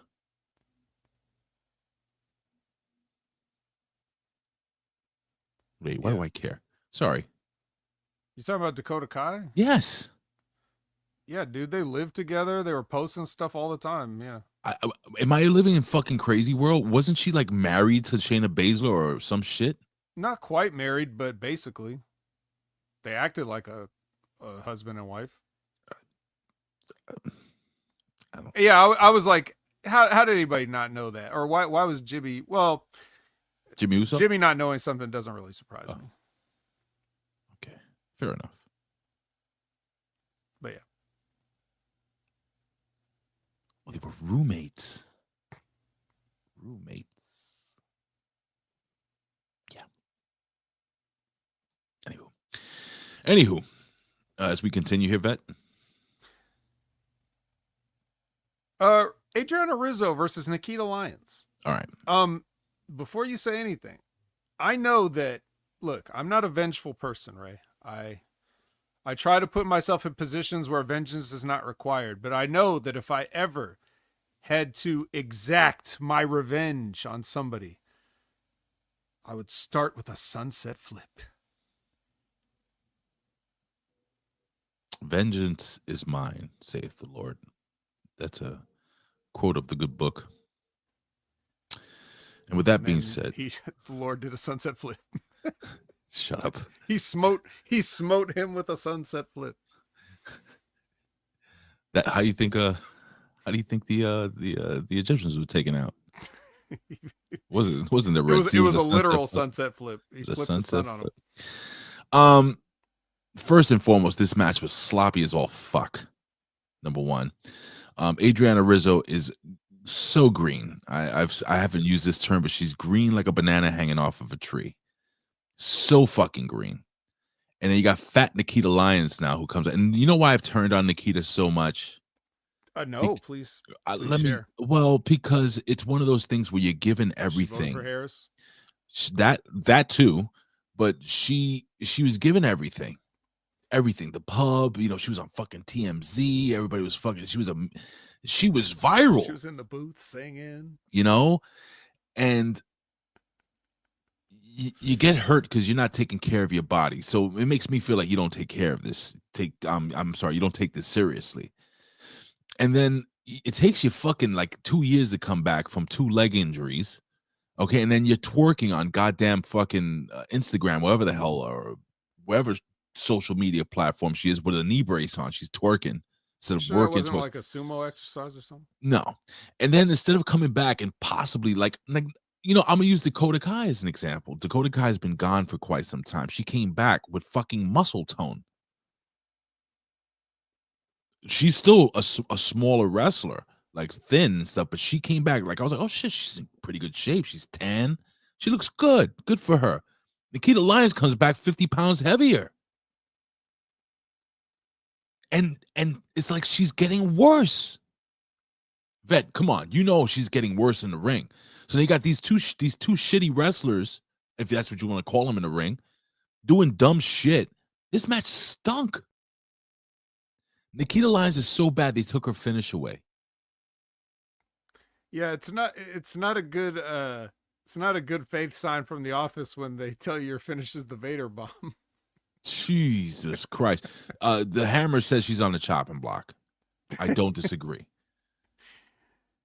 I mean, and again, this is not a fat shaming thing or misogyny thing or whatever that you fucking idiots want to say. It's a fucking realistic thing that she's not putting it. I can clearly see she's not putting in the work.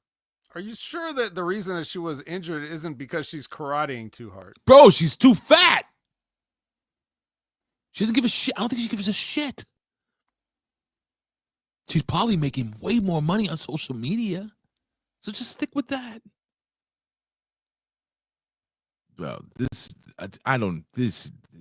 fuck them both.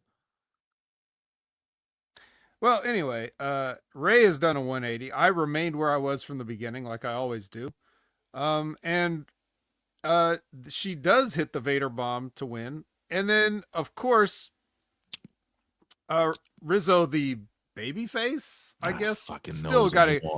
She decides that's the moment when she's going to be tough and knock her out and hits her from behind. So with a crowbar, just a punch. She took a former WCW wrestler and hit her with it. No, just a punch. It was a punch. It was a crowbar. Forearm. It was a crowbar. You know that, right? Was it a crowbar? She hit her with a crowbar. She really hit her with a crowbar? Yes, man. Guys, did she hit her with a crowbar? Yes, she hit her with a crowbar. Yeah. 100% she hit her with a crowbar. Oh. So not only... Well, why didn't she just do that? Why do we have to have the match? Yeah, she hit her with a... Chat, right? Am I wrong? She hit her with a fucking crowbar. Fucking cheater. Okay. Well, I remember I had a very small window to look in pictures. No, that's fair. You go 2 times speed. 2 times speed. You didn't see the crow. You look like a forearm, but she... It looked like... It really quick, it looked like a forearm, yeah. No, she had a fucking crowbar to dump. Well, that's good. But again, next time, when you're getting vengeance, skip the sunset flip, go straight to the crowbar. Don't worry about the match. Dumbass. Wait, was this an Iron Survivor qualifier? It was. Oh, maybe she wanted to do it legit, you know. Oh, no, it wasn't. It was just a match.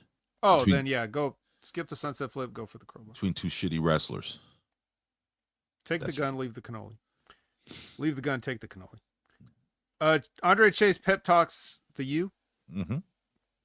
And they don't really look like they're buying it. But they're like, what the fuck? This guy did it again. Yep. He's gambled away everything. And then there's not enough calendars in the world now. All our calendar pinups have formed a faction. And they're fighting Kelani Jordan.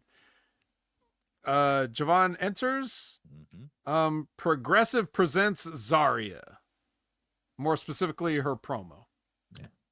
Now, last week, you were saying, don't talk. Did she change your mind? No. No? I mean, here's the thing. Like, if... Not as bad as you thought. No, no. All right, so it was pretty good, actually. Not bad. But here's the thing. My problem wasn't her talking as much as her aligning herself with anyone. She's like this demon, mysterious warrior type person. She should be, even if she's in the locker room, she should be off by herself in a corner. She shouldn't even change in the locker room. She should change in the fucking boiler room or wherever the fuck, somewhere quiet by herself. She wants to be, she's not friends with nobody. Nobody's her enemy until they become her enemy. You know what I'm saying? That type of fucking deal. She's there for one reason, that's to become champion. That's it. And so that takes away from her the aura of what this character is supposed to be for me. Like the minute that they had them all girly, like girl power, like the fucking 6-man or whatever, the 6-woman, 8-woman tag team match, whatever the fuck they did last week, where they put all the baby faces on one side and she's a baby face apparently now, or she, I don't know. That's the only problem I have with her. So with that being said, if this was the first time we heard her talking, and she still had that aura of, is she a bad? Is she good? What is she? This would be awesome. But it killed it for me a little bit when she did that whole fucking, let me join the good girls tag team. So that was it. But no, she's okay. She's pretty good, not bad. But it's pre-taped. Let's see what she does on a live mic. That's fair, right? We don't want to see that. No, if okay. she's in the building, we want to see her beat somebody up, right? I mean, listen, man. Aesthetically, the only knock I would have for it is not really her fault. There's not much she could do about it. I mean, she can do a little something about it, but it's just her voice. It's like a little bit feminine, but she's trying to put on the growly accent. Yeah, but listen, aesthetically, she's a pretty woman. She, you know, somebody's pretty or somebody's good looking when they have to put makeup on to make themselves look ugly. You know, or to make themselves look menacing. She's a very, very beautiful woman. She's in great shape. I saw her wrestle. I think she's a very, very good wrestler, athletic, strong. She's got it all, bro. It's just they killed her aura, man, by putting her with the good girls. That's all. That's all it was. Maybe it'll go away. Maybe she should start. She needs to be. It was really just standing next to Kelani, wasn't it? It was Kelani. If she hadn't been there. Fuck, she got that shit rub from that girl. Yeah. Anyway. Okay, so Brian Pillman Jr. versus Javon Evans. They have their match. Mm-hmm. And this is what okay. Go for it, dude. So they do another one of these spots in the match so that Brian Pillman Jr. can overact and get concerned. And it's so now he's selling like he's hurt, and the referee is over there like looking at him, and Pillman goes over and he's like, looks like he's gonna go for a pin, and then he's like, oh, I can't pin him, he's hurt. Right. There's a reason for that. Yeah. Okay. Well, let me tell you what my reason for being upset with this is. What? It's the death of selling. Well, he hit him with a low blow by mistake. Well, whatever. It doesn't, if he hit him with a low blow, then the ref should disqualify him. Well, it was a mistake. So he didn't want to get the cheap win. I see what you're saying, but I'm also looking at where they're coming from with this. Well, why do they need to do this phony overacting then? Well, isn't this the gimmick right now with Lexis King? You like it? I don't hate it. All right, go ahead. Take it from here. I don't hate it. I mean, it was listen, it is what it is, man. We know that Lexis King is going to end up being an asshole. He's trying to be the goody two. I'm not like my dad. Javon Evans went to do a leapfrog, if I'm correct, and Lexis King hit him with a headbutt to the cock. So he's like, I could get the pin, but technically it's a low blow. I didn't mean to do it. Referee didn't stop the match. Look, man, I understand where you're getting from, where you're coming from, but this is kind of like what the gimmick is. Like this is where the storyline is going. Well, why is it that? I don't know. I don't know. Let's go back to what was the turning point for Brian Pillman, where he goes from antagonizing everybody, and then one week he just shows up and decides he wants to shake everybody's hand and be everybody's friend. That's a good question. Was there ever a moment that this happened? Is this like a social media exclusive? I was gonna say that. That's what I'm thinking right now. I think maybe he cut some promo on X or Instagram or something like that, and we didn't see it. Like him, like maybe watching. I could see him maybe sitting in his house watching a video of his dad do some fucked up shit, like hold a gun to Stone Cold Steve Austin's face or something, and he's like, I don't want to be like my dad. Watch NXT this week. I'm changing. I think it's something we missed. I really genuinely feel that, which is not good. But I don't think it's good, but I understand why they did it, if that makes any sense. And I think that's fair. All right. Well, anyway, Javon hits the top rope, whatever. Oh, shit. Yeah, he wins. Shake hands. Yeah, they win. Thanks for not taking the win when you had the chance. Shit. It's a tornillo. Sure it is. Phrazium is watching. And of course that turns into an argument. I love those two guys. These guys can't just spend any time together without getting an argument. And then OTM comes in. I'm sorry, I really like them both. Like they're like an old married couple, those two. But go ahead. Yeah, OTM comes in, asks them out. Right. They come in and stir it up. They're like, oh, you guys are going on your singles careers or whatever. And then the family comes in and they throw a little sauce in there, you know. Everybody just walks in this scene. Everybody with the meatballs and stuff, yeah. It's almost like this show's like being written like, okay, who has not appeared yet? Even though some of these guys have appeared. OTM was in there in the tag team summit with all those other people. And it actually had OTM. They had Out the Mud and In the Mud right there next to each other arguing and getting ready to fight. It's muddy everywhere. It's mud all over the place. So that's great. And it's not going to get any better because Kelani Jordan is walking. Fatal Influence is walking. You know how I feel about this match. Go ahead, Vet. Well, we're not quite there yet. We have one more look at everybody that we forgot to put on the show scene. And that includes Dion Lennox and Ashanti. The Adonis are boys again. And then Dion Lennox is like, again? Best friends. And then, yeah. And then Brian Pillman is sad because he didn't win. And then the Honks come over and they're like, hey, buddy, it's okay. Did you hear the pop? Stone Cold Dante Chen came in, and you could hear the people from all the way out. Yeah. But this is all he is on the show. We don't see him. What a pop, dude.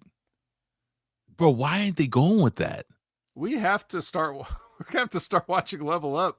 But what because apparently he's doing something to get over, and we're not seeing it because it's never on television. What the he's doing the Angry Dragon. If you don't know what that is, you can watch Starsky and Hutch. That movie was fantastic. Bro. Not the TV show, the movie based on it. Yeah, why aren't they going with this guy? He's got something. People like him.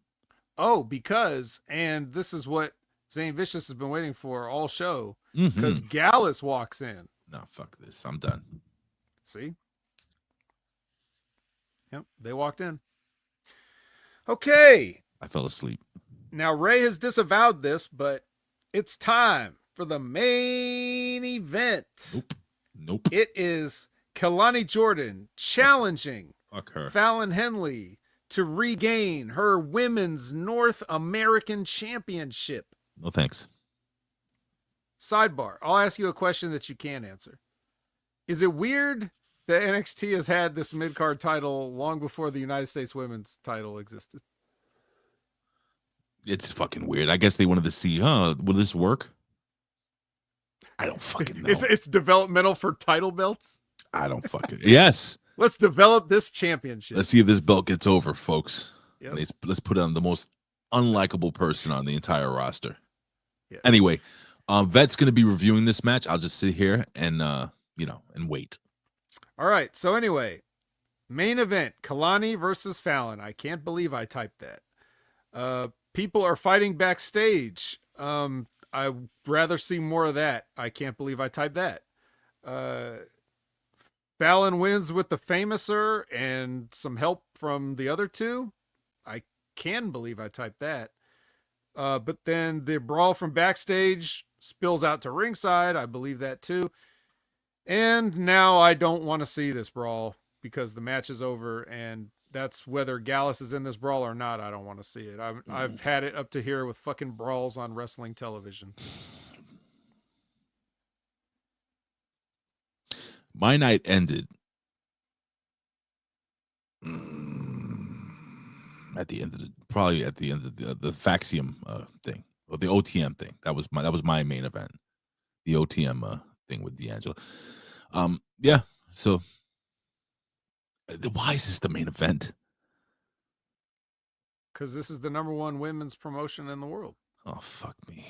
I'm putting the go home music. Has a women's match not main event? Oh no, the Randy Orton and it was Randy and Javon Evans that one time, right? Sure. I think every other episode of NXT's had like a women's main event. Shut up, Frank. What's the throat hug? A choke, I guess. Oh, choke. I'm down with that. Anyway. Former New York Nick Luttrell Sprewell.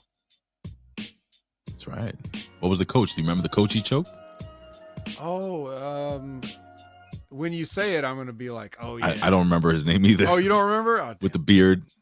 Who did Luttrell Sprewell choke again? He was kind of an asshole. Like, people didn't like him. That coach. Yeah, I'm sure he deserved to be choked. Oh, absolutely. I would have choked him too. Anyway. All right, Vet. What do you got going on? I got to go pee. Well, you can find me everywhere at Opinion Haver on social media and other platforms. Just Google me. You could catch me every Outside. Monday night at 6:30 p.m. Pacific, 9:30 p.m. Eastern for the Impact Attack. I think we did a great show this week, so you don't want to miss it. There's lots of non-TNA talk on the show, including a lot of in-depth, like the 30-minute conversation about the WWID program based on a question from Chris Winland. So that was entertaining. That's cool. And it was like 30-minute conversation, and that was like 27 minutes of me and 3 minutes of Brandon, but it wasn't, I did what I could. So please enjoy that. And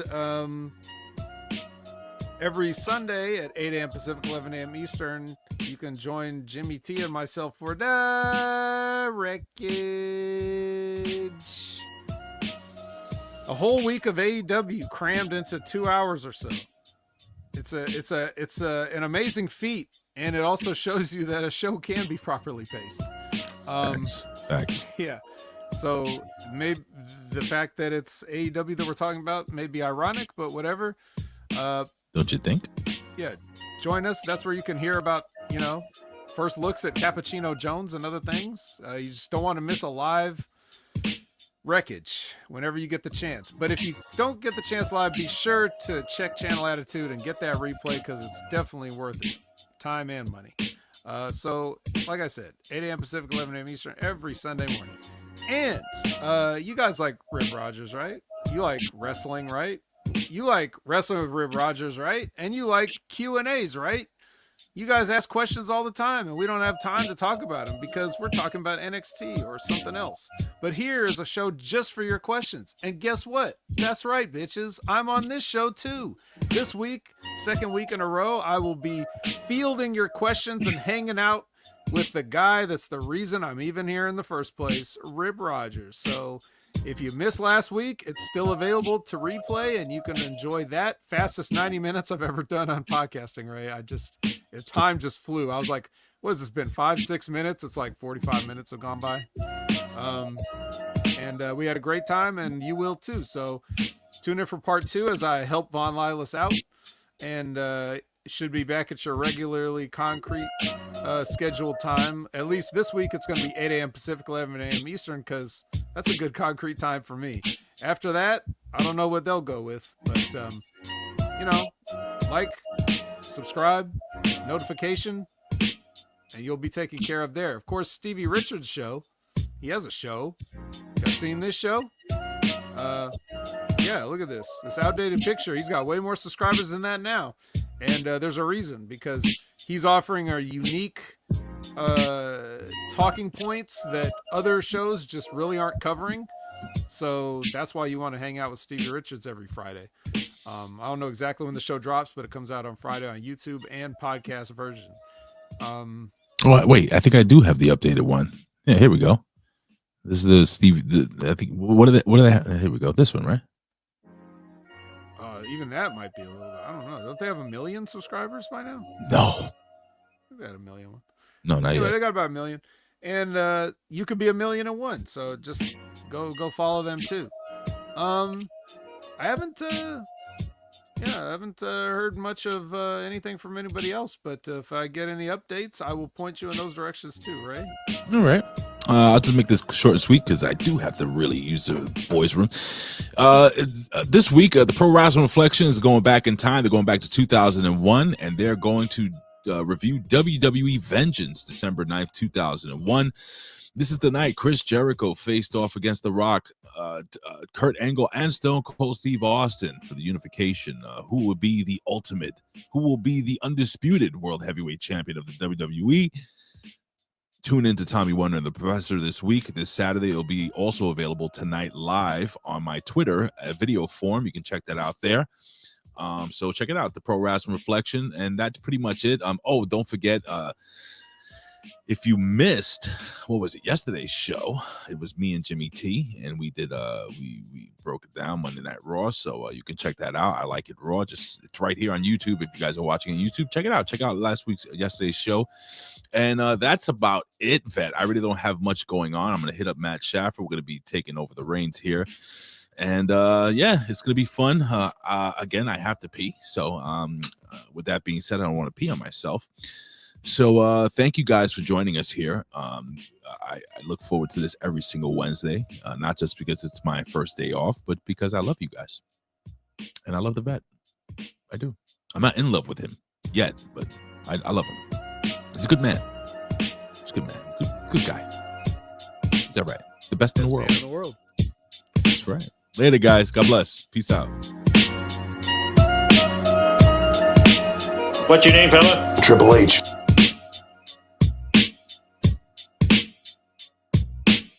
I'm serious. I'm not going to sit back and take this fucking shit. That's Gary. This is the Hustler Rep Rogers. Yeah, it's fucking me. Yeah, and listen to the fucking Hameen Media Group. That's Ben Hameen Media Group from Rip Rogers. Go get him and go fuck yourself. Yeah, we're gonna start selling Gary dolls. Proceeds go to our pockets. Goodbye.